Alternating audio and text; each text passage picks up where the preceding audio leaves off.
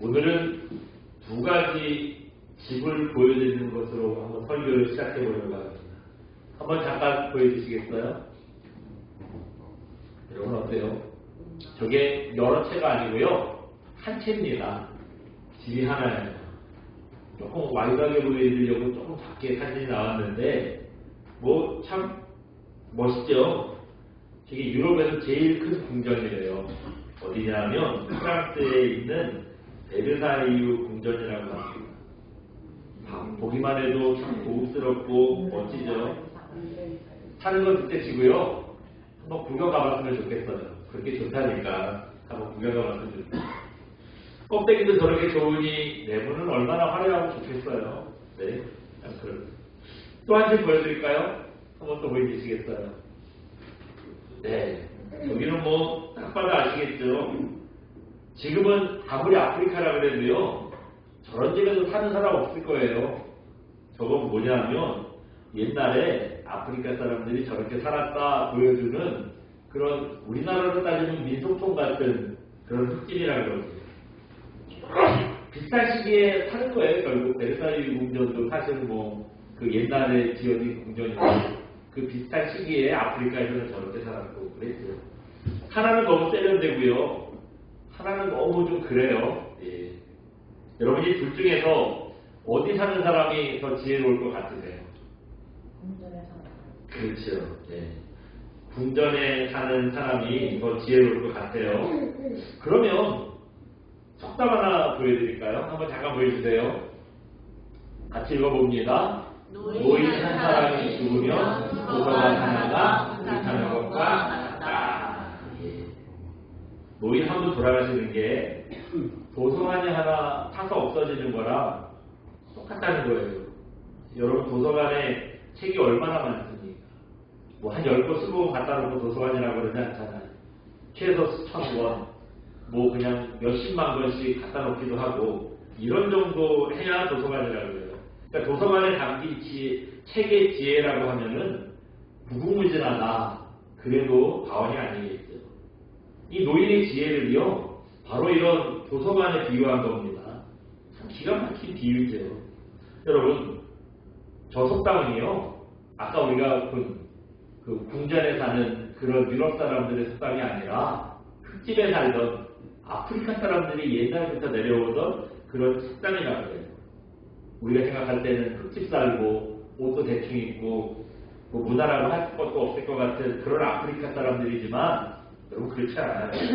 비록 겉으로 보여지는 모습은 저래도요 유럽 못지않게 아프리카 사람들도요 삶의 지혜가 참 깊은 것을 우리가 보게 됩니다.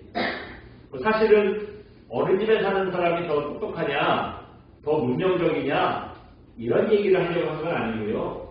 도서관 하나가 불타 없어지는 것과 비교될 정도로 노인분들의 지혜가 깊다는 말씀을 드리고 싶어서 조금만 장황하게 설교를 좀 시작을 했습니다. 노인들은 죄송합니다. 예. 노인은 우리가 어떻게 생각하죠? 그것들은 시대에 뒤떨어지고 뭐 세상 사는 것도 잘 모르고 맨날 하는 거라고 잔소리만 하는 꼰대들이다. 우리가 이런 좀 선입견을 가지고 있어요. 근데 여러분 생각해보세요. 노인분들이 컴퓨터를 좀 잘 모를지 몰라도요. 요즘에 기술들은 좀 뒤처질지 몰라도요. 세상 사는 지혜는 어떻습니까? 젊은 놈들이 아무리 날고 있다 그래도요. 어르신들의 지혜는 못 따라와요. 왜냐하면 그분들에게는 젊은 사람들이 여태까지 경험해보지 못했던 그런 세상 사는 경험이 있잖아요. 경험에서 나오는 지혜가 있잖아요. 이게 쌓인 거예요. 그렇기 때문에 아무리 뭐 젊은 사람들이 뭐 요즘 뭐 컴퓨터가 어쩌고 뭐가 어쩌고 뭐 난리긴다고 해도요. 세상 사는 진짜 지혜는 이 어르신들을 못 따라가는 거예요. 세상이 여러분 꼭 기술만 가지고 사는 거 아니잖아요. 물론 기술도 필요합니다. 근데 어느 순간에는 기술이 아니라 세상을 사는 순리가 필요할 때가 있더라고요. 예. 컴퓨터에 보면은요. 뭐든지 다 작업을 하고 끝에 엔터를 쳐요. 엔터라는 키를 치면은 이제 그 작업이 마무리가 되는 거예요. 근데 이 컴퓨터 엔터를 치는 건 눈앞의 결과를 보여줍니다. 그런데요. 엔터를 아무리 쳐봐야 멀리는 못 봐요. 그 이후에 이게 어떤 일이 일어날지는 몰라요. 세상을 멀리 내다보려면 그래서요 눈앞에 있는 것만 보는 게 아니라 좀 세상 돌아가는 순리를 따라야 됩니다. 이런 세상 돌아가는 순리가 젊은 사람들이 알고 있는 기술보다는 노인에게서 나오는 지혜일 때가 많아요. 노인분들이 한마디 툭 던지는 게 참 마음이 깊을 때가 있어요. 제가 어제 잠시 뭐 이렇게 그냥 단순 작업을 막 하면서 사람들이 하도 뭐라 그러죠? 요즘 드라마 갑자기 폭삭 그거 틀어놓고 봤거든요. 재밌더라고요. 재밌는데 그 어른들이 한마디 노인분들이 던지는 말이요. 야, 기가 막히다. 진짜 참 정말 세상의 지혜가 이분들한테 있구나 싶더라고요. 네, 그렇습니다. 네. 오늘 본문이요. 바로 이런 점에 대해서 가르쳐주고 있어요. 예수님의 제자 중에 10대 청소년이었고요. 그때는 12명의 제자 중에 막내였어요. 누구냐 하면 사도 요한입니다. 이 사도 요한이 오늘 본문 요한 1서를 쓸 당시에는 이제 그 다른 형님들은 다 돌아가셨고요. 이미 다 승교했고요. 사도 요한만 90대 노인이 될 때예요. 90대 노인이 됐을 때 기록한 책이 바로 이 책입니다. 여러분 그러니 이 세례 요한이 하나님께로부터 받은 계시와 또 90살을 살 때까지 그 세상에서 경험했던 그 경험들 지혜가 얼마나 크게 많겠어요. 그래서 오늘 교훈이 요한 1, 2, 3, 4 요한복음이 다른 거 어떤 성경보다 참 귀하다 하는 겁니다. 그렇다면 오늘 그 90세가 넘은 노인 사도 요한이 우리에게 가르쳐주는 신앙의 지혜는 뭘까요? 오늘 설교 본문이에요. 오늘 알아볼 설교 제목입니다. 여러분 오늘 설교 제목이 뭐죠? 같이 한번 주워보시고 읽어볼까요? 성도는 결국 승리합니다. 아멘. 성도는 어떻다고요? 결국 승리한다. 이게 90평생 살아본 그 노인이 내가 살아보니 그래 하고 고백한 얘기예요. 살다 보면 죄의 유혹도 있고 악의 유혹에 흔들리기도 하고 실제로 흔들리다 자빠지기도 하고 참 별의별 거나 다 만나죠. 우리는 형통하고 좋고 뭐 즐겁고 이러길 원하는데요. 인생이 꼭 그렇지는 않더라고요. 형통하고 즐거울 때보다 사실 어렵게 힘들고 주저앉고 싶고 이럴 때가 많아요. 이럴 때 우리를 사랑하시는 하나님께서 우리가 넘어지고 꼬라지도록 그냥 놔두시겠냐 하는 거예요. 유혹과 고난의 모든 과정을 다 거친 후에 결국 마지막에는요 승리를 주십니다. 이 얘기하는 게 오늘 본문이에요. 우리가 읽을 오늘 본문의 내용이 바로 그 얘기입니다. 천주교의 잘못된 신앙을 바로 잡으려고 종교개혁이 일어났어요. 그 종교개혁을 일으킨 프랑스의 그 존 칼빈이라는 사람이요 이런 얘기를 했어요. 한번 잠깐 보여주시겠어요? 네, 저 앞에 제목만 보면은 뭐라 그래요? 칼빈의 5대 교리 그랬어요. 이거 칼빈이 내가 생각해보니까 신앙은 이런 거야 이렇게 해서 저 얘기를 한 게 아니에요. 칼빈이 성경을 보고 말씀을 보니 이런 약속이 있더라 해가지고 그 약속들을 정리한 교리가 바로 저겁니다. 저기 써있는 영어의 모란데 맨 앞글자 T-U-L-I-P 합치면 뭐가 되죠? 튜립이라는 단어가 됐어요. 그래서 칼빈의 5대 교리를 튜립이라고 사람들이 부르기도 해요. 내용이 뭐냐면 첫 번째가 뭐래요? 전적 타락. 전적 타락이라는 말 무슨 말이에요? 다 타락했다는 거예요. 타락 자체가 있다는 거예요. 우리는 한 사람도 의로운 사람이 없다. 그리고 착해 보이고 선해 보이는 사람도 다 죄인이야. 하나님 보실 때에는 100% 죄인이라는 거예요. 그래서 저게 전적 타락이라는 얘기예요. 전적 타락했어요, 사람이. 두 번째로 그럼 어떤 단계가 있느냐? 두 번째 뭐래요? 무조건 선택. 하나님께서 구원하실 사람을 선택하셨대요. 근데 그게 무슨 뭐 착한 일을 했거나 누구를 돕거나 아니면 기도 40일 금식 기도를 했거나 성경을 한 100독을 했거나 그래가지고 그렇게 하는 거 봐서 네가 잘하나 못하는가 보고 선택하신 게 아니라는 거예요. 하나님께서 우리를 선택하셨을 때는요 조건이 없어요. 그냥 선택하신 겁니다. 물론 그 신학자들 하는 얘기가 하나님께서 우리를 선택하실 때 하나님의 기준이 있을 거라는 거예요. 근데 그 기준이 뭐냐? 이거를 우리는 모른다는 거예요. 뭐 착한 일 많이 했냐, 성경 많이 읽었냐, 하나님을 떠지냈냐, 아무것도 아니라는 거예요. 하나님의 나름대로 기준은 있으시겠지만 우리가 볼 때는 그걸 몰라요. 그래서 우리는 그 기준을 모르기 때문에 이거 하나님 은혜라는 겁니다. 그래서 하나님께서 우리를 선택하실 때 생긴 거 보고 교회 열심히 나오는 거 보고 하는 집 보고가 아니라 무조건 선택하셨다는 거예요. 그게 하나님의 선택입니다. 세 번째는 뭐죠? 제한 속죄. 제한적 속죄는. 속죄라는 건 뭐냐면 예수님께서 십자가에 달려서 우리 죄를 대신 갚아주셨다 하는 걸 속죄라고 해요. 근데 이게 이 속죄가 어떻대요? 제한적이라는 거예요. 제한적이라는 건 뭔가 제한이 있다는 거죠. 어떻게 제한적이냐? 사람들은 다 속죄하게 해주는 게 아니라 예수님을 믿는다는 전제가 있어야 된다는 거예요. 예수님 믿을 때만 가능하다는 거예요. 착한 일 많이 하면 소용없어요. 그래서 공부 잘하는 거 소용없어요. 세상에서 뭐 직급이 높고 뭐 능력 있고 이런 거 소용없어요. 아무것도 소용없어요. 오로지 예수님을 믿어야만 속죄의 효력이 나타나는 겁니다. 그래서 구원을 받는 거예요. 그래서 이걸 제한적 속죄 그렇게 얘기합니다. 네 번째는 뭐죠? 불가항력적 은혜. 여러분 불가항력이라는 게 무슨 말이에요? 대항할 수 없다, 거부할 수 없다, 뭐 이런 말입니다. 주님께서 주시는 은혜가 그렇다는 거예요. 주님께서 주시는 은혜가 그래요. 하나님께서 우리에게 은혜를 부어주시면은요, 아무리 나쁜 사람이라도요, 하나 됐다고 이걸 거부할 수가 없어요. 어떤 사람들은 아무리 믿으려고 해도 난 도대체 안 믿어져. 그렇게 얘기하는 사람들도요, 하나님께서 한번 은혜를 부어주시면은요, 이유가 없어. 그냥 믿어져요. 그냥 믿어지는 거예요. 사람들이 야 바보야 그게 어떻게 믿어져 하는데 몰라. 근데 믿어져. 그게 불가항력적 은혜라는 거예요. 내가 거부할 수도 없고 아니라고 부인할 수도 없고 뭐 눈에 보이는 것도 아닌데요. 어느 순간 믿어지고 또 하나님께서 은혜를 부어주시면은요 그냥 그걸 받는 거예요. 그 예를 들자면 여러분 뭐 착한 사람 나쁜 사람 소용없어요. 착한 사람은 은혜 주실 때 기쁨을 막 받고 마음이 아주 나쁜 사람은 그냥 별게 아니라고 막 이렇게 막 거부하고 그럴 수 없다는 거예요. 어떤 사람들 보면은 사는 거 보면 저 사람은 교회에 안 나오는 게 하나님께 영광이 될 것 같은데 꼭 교회에 나오는 사람이 있어요. 네? 근데 그 사람 마음대로 왜 이렇게 열심히 나오냐 그러면은요 받을 은혜가 있대. 이게 거부할 수가 없는 거예요.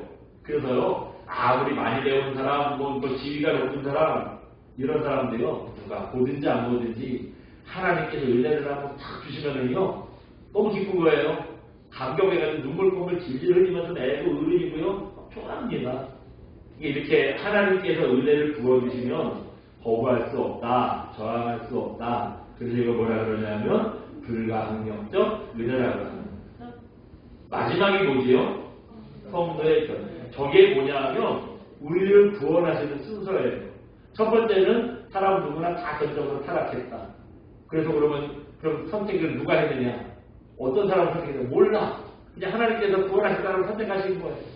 근데 그 다음에는 뭐냐면 예수님을 믿어야 속죄받을 수 있다. 그래서 이제 구원에 대한 얘기를 해요. 그러니까 하나님께서 이제 구원하시려고 부르시면은 은혜를 주시거든요. 그 은혜는 아무 사람 누구도 거부할 수 없다는 거예요. 그렇게 해서 은혜 받고 이제 구원 받았어요. 그 다음이 뭐예요? 은혜 받고 구원 받고 은혜 받았다고 바로 천국 가는 거 아니잖아요. 천국 갈 때까지 아직 이 땅에 살고 있잖아요. 그때 뭘 하느냐? 마지막이 뭐예요? 성도의 전인. 여러분 전인하면 우리 뭐가 생각나죠? 네. 그러니까 사람 생각 다 똑같더라고요. 누구나 다 견인하면 견인차밖에 생각이 안 나. 예. 그래서 하나님께서 우리를 견인차처럼 천국까지 끌고 가시는구나 그렇게 생각을 합니다. 물론 그런 말이 틀린 생각은 아니에요. 틀린 건 아닌데 하나님께서 우리를 보호하시고 인도하시고 구원 일단 받아놓고 천국 갈 때까지 우리를 그 길로 가지 않도록 계속 끌고 가세요. 우리 인도하시고 보호해 주시면서 끌고 가세요. 근데 여러분 저 견인이요 한자의 뜻을 보니까 다르더라고요. 그 견인차 할 때 견인은 이끌, 끌임이래요. 그러니까 끌고 간다는 의미죠. 견인의 그런 뜻인데요. 근데 저기 칼빈의 오대교리에서 얘기한 견인에는 한자는 좀 다른 뜻이 있대요. 한번 잠깐 보여주시겠어요? 저 견인이 한자로 저 글자인데 견자가 무슨 견자예요? 구들견. 인자는 사물임. 뭐 견인 아무리 봐도 뭐 끌고 간다 그런 의미 없죠. 이끌고 간다 그런 의미가 아니에요. 구들견, 그 다음에 참으림. 무슨 뜻이냐면 굳게 참고 견디는 거. 이게 견인이에요. 굳게 참고. 천국 갈 때까지 5만 가지 다 만나잖아요. 그때 막 넘어지고 자빠지고 해야 돼요. 굳게 참고 견디는 게 이게 견인이에요. 근데 중요한 건 뭐냐? 내가 참고 견디는 걸 내가 한다는 게 아니에요. 하나님께서 굳게 참고 견딜 수 있도록 힘을 주시는 게 성도의 견인입니다. 그러니까 마지막에 우리는 천국 갈 때까지 이 땅에 사는 동안 뭐 여러 가지 어려운 풍파 만나는데요. 우리가 그때까지 잘 참고 견디고 신앙에서 벗어나지 않기에 하나님께서 힘을 주시는 게 하나님의 견인, 성도의 견인인 겁니다.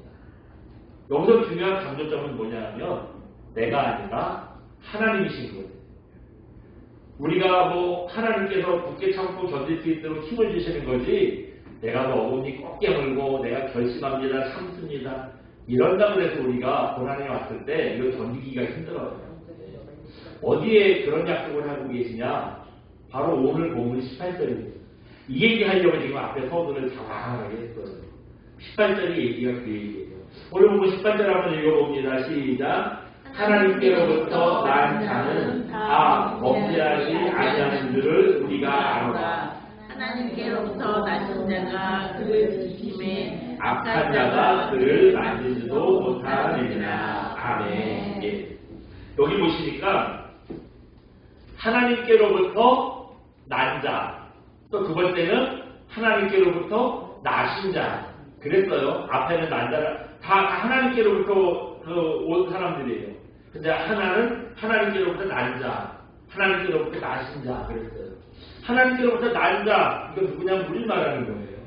근데 하나님께로부터 난 자는 어떠세요? 다 범죄하지 않는다. 이 얘기를 조금 이따 드릴게요. 그 다음에 두 번째로는 두 가지 것이 뭐라 그랬죠? 하나님께로부터 나신 자. 벌써 존댓말 했잖아요. 하나님께로부터 나신 자. 그러니까 우리는 아니에요. 그럼 그분이 누구겠어요? 예수님 말씀하세요. 맞아요. 예수님 말씀하시는 겁니다. 그래서 중간에 하나님께로부터 나신 자, 예수님께서 어떻게 하냐면 우리를 지켜주신다는 거예요. 어떻게 지켜주시느냐? 악인들이 우리를 만나지 못하도록 지켜주신다는 거예요. 이게 바로 성도의 견인이라는 거예요. 악인들이 어려움 막 주고 오고 막 그냥 여러 가지 어려움 생기고 막 그럴 때 우리가 적기로 가지 않도록 힘주시고 지켜주시는 게 바로 이 하나님께로부터 나신 자가 하시는 일이라는 거예요. 이게 바로 성도의 견인이라는 겁니다. 이런 예수님의 지켜주심 때문에 우리의 마지막은요 결국 승리하는 거예요. 무슨 뭐 살다 보면 우당탕탕거리는 과정이 있죠. 잘못된 길을 갔다가 막 실패하기도 하고 어려운 당에서 좋은 일도 있고 별의별 다 있어요. 그 과정들을 다 거치고 결국엔 어떻게 된다고요? 승리한다. 그래서 이거를 최후 승리 그래요. 우리 인생이 이게 마지막에 이거라는 거예요. 근데 아까 제가 조금 이따 말씀드릴게요. 한 이 구절에 보시면 좀 껄쩍지근한 말이 있어요. 뭐냐면요. 다시 한번 볼까요? 한번 봅니다. 18절입니다. 시작. 하나님께로부터 난 자는 다 범죄하지 아니하는 줄을 우리가 아노라. 아멘. 여기까지 한번 봅니다.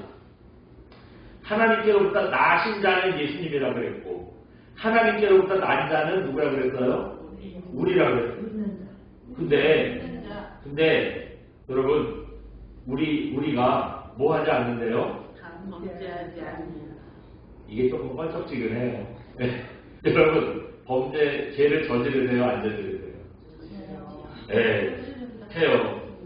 그러면 이거 우리는 하나님께로부터 난 자가 아니라는 뜻이네요. 네? 하나님께로부터 난 자는 죄 짓지 않는다면서요. 근데 우리 죄를 지으니까 우리는 하나님께로부터 난 자가 아니잖아요. 그럼 우리는 예수님 믿는다고 이렇게 열심히 교회 다니는데 이게 다 헌일이라는 뜻이에요? 네? 이게 다 헌일이라는 뜻입니까? 그게 아니에요. 이거는요. 앞에 3장 10절 말씀에서 조금 이해를 할 필요가 있습니다. 우리 앞에 3장 10절 한번 읽어볼까요? 3장 10절을 같이 한번 봅니다. 3장 10절입니다. 요한일서 3장 10절 같이 한번 읽어봅니다. 시작. 이러므로 하나님의 자녀들과 마귀의 자녀들이 드러나나니 물은 의를 행하지 아니하는 자나 또는 그 형제를 사랑하지 아니하는 자는 하나님께 속하지 아니하니라. 아멘. 예. 여기 이 말씀만 보면은 지금 하나님의 자녀와 마귀의 자녀를 구분했는데요. 마귀의 자녀는 어떤 사람이래요? 하나님의 의를 행하지 않는다 그랬어요. 또 한 가지는 또 형제를 사랑하지 않는다 그랬어요. 이렇게 구별을 해놨는데 먼저 이 말씀에 대해서 마귀의 자녀가 그럼 어떤 사람들이냐 이거 먼저 말씀 좀 드려보면 한번 잠깐 보여주시겠어요? 이것부터 읽어봅니다. 하나님의 자녀와 마귀의 자녀. 마귀의 자녀 말씀에 기준이 없습니다.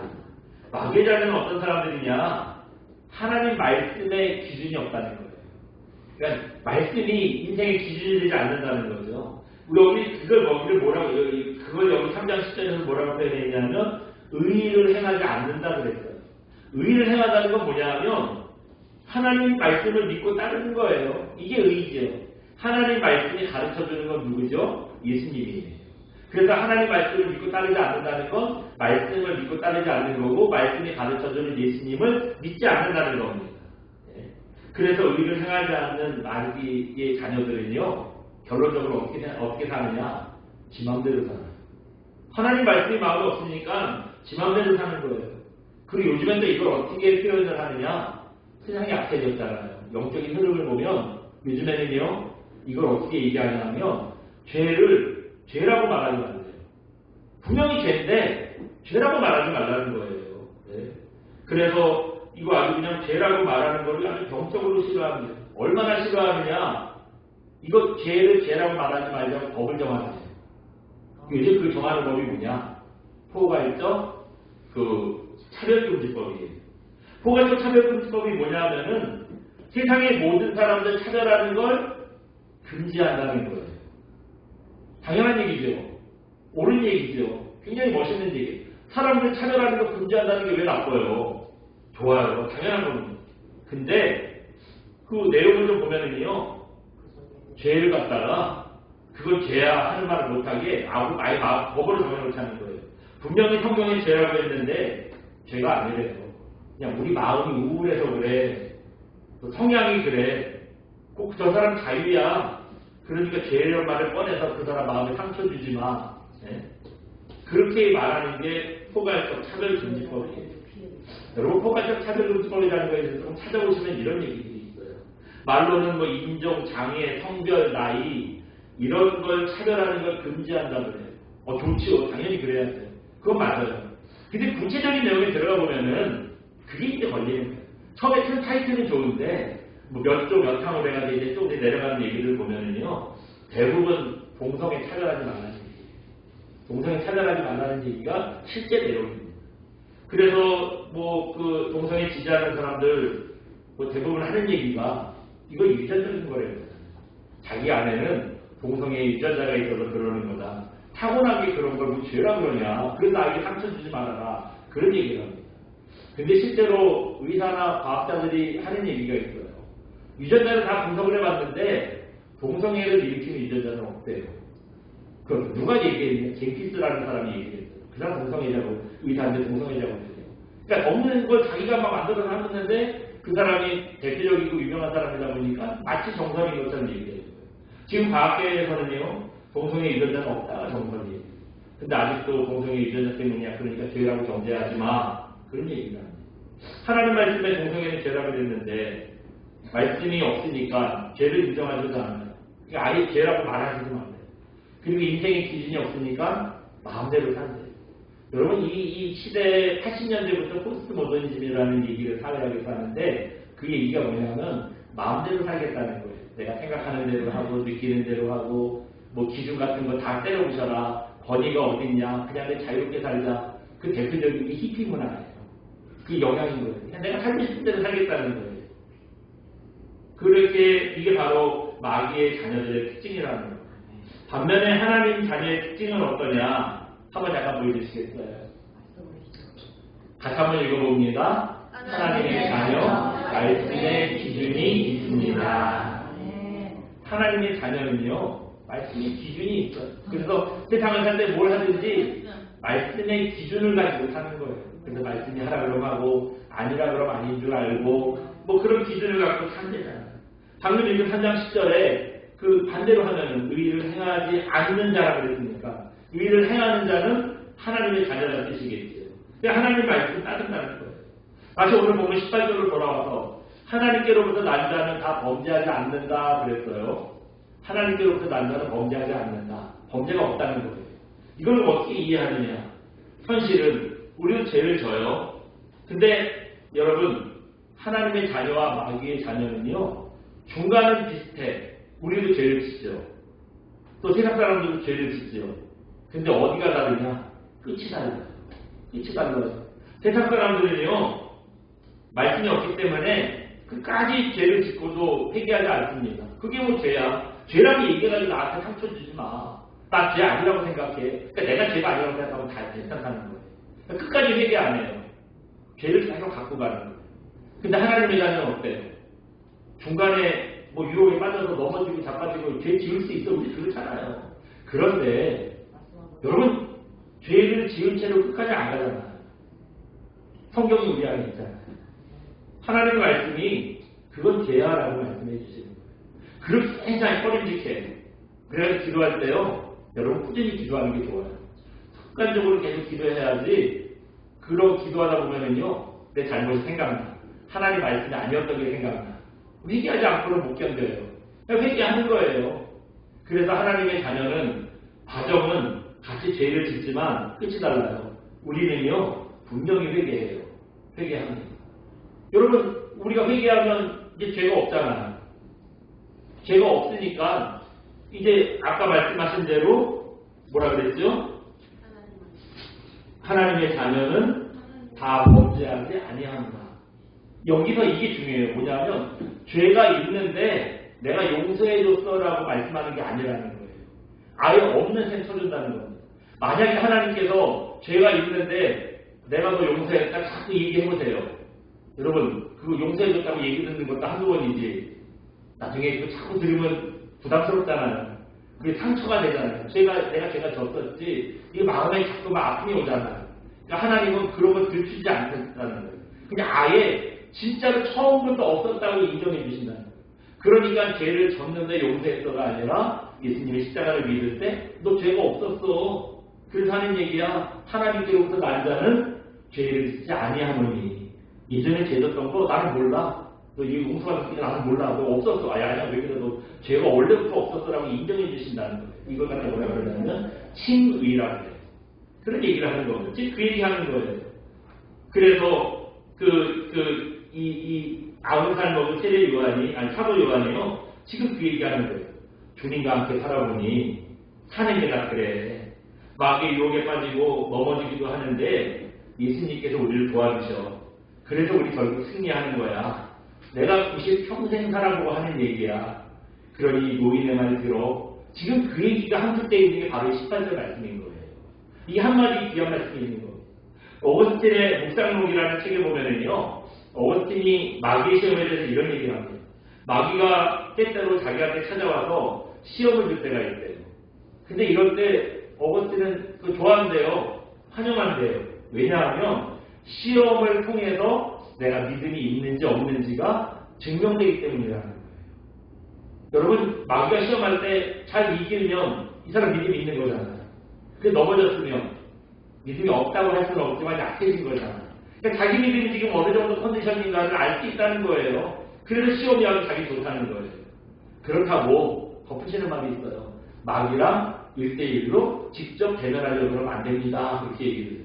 왜냐하면 아무리 훌륭한 사람도요, 마귀를 이길 수 없기 때문에 그렇다는 거예요. 우리는 뭐 내가 마귀를 이길 수 있다. 여러분 자만하지 마세요. 마귀의 유혹이요, 대단합니다. 우리 힘으로는 못 이겨요. 그래서 어거스틴은 마귀가 찾아왔을 때 내가 하겠다고 안 하고요, 예수님을 부른대요. 예수님을 부른다는 거예요. 그럼 예수님께서 마귀야, 네가 싸울 상대는 어거스틴이 아니야. 나 예수 그리스도야. 나한테 와. 이런다는 거예요. 주님이 오셨는데 마귀 직감놈이 뭐 안 도망가고 배겨요. 그러니까 이 묵상록에 보면은요. 그럴 때마다 마귀가 유혹하고 올 때마다 예수님 이름 부르라는 거예요. 그러면 설 수 있다는 거예요. 우리가 어떻게 해야 인생을 잘 살고 승리할 수 있을까요? 좋은 대학 나오면 세상을 이길 수 있을까요? 무슨 뭐 자격증이 많으면 세상을 이길 수 있을까요? 아니면 처음에 말씀드린 것처럼 노인들의 경험이 많으면 세상을 이길 수 있을까요? 노인들의 경험이 세상을 지혜롭게 사는 데 조금은 도움이 되지만 완전한 승리를 보장해 주지는 않습니다. 우리가 승리할 수 있는 길은요 딱 하나예요. 오직 예수님 뿐입니다. 이 사실 붙들고 평생 사는 게 신앙이에요. 우리는 뭐 주일 안 빠지는 게 신앙이고 뭐 식사하기도 꼬박꼬박하고 밥 먹는 게 신앙이고 그렇게 생각하는데 여러분 그게 신앙이 아닙니다. 하나님께 내 삶을 맡기고 주님을 의지하는 것이 신앙이에요. 이렇게 하나님께 나를 맡겨야 우리가 최후의 승리를 얻게 되는 겁니다. 그렇기 때문에 우리를 끝까지 인도하시는 예수님 확신하시는 저와 여러분 되시기 바랍니다. 그래서 평생 주님과 동행하다가 주님 말씀해 주시는 최후의 승리를 얻는 그런 귀한 종도 되시기를 주님의 이름으로 축원드립니다. 우리 시간 함께 찬양하고 기도합니다. 오직 예수님의 함께 찬양하고 기도합니다.